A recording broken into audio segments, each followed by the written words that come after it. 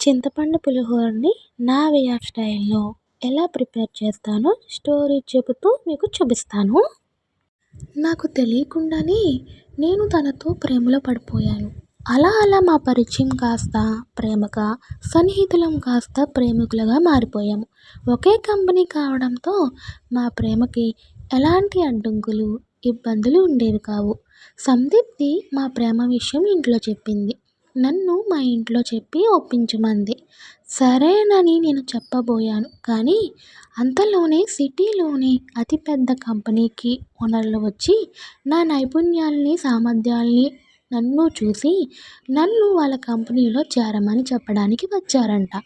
అంతేకాకుండా నన్ను తన కూతురికి ఇచ్చి పెళ్లి చేసి ఆ కంపెనీని కూడా నా సొంతం చేస్తానని అన్నాడు. ఇంక నాకు ఏం చేయాలో అర్థం కాలేదు. బాగా ఆలోచించాను. ఇంత డబ్బు, దానితో పాటు అమ్మాయి వస్తుంది అంటే ఏ అబ్బాయి అయినా ఎందుకు కాదంటాడు?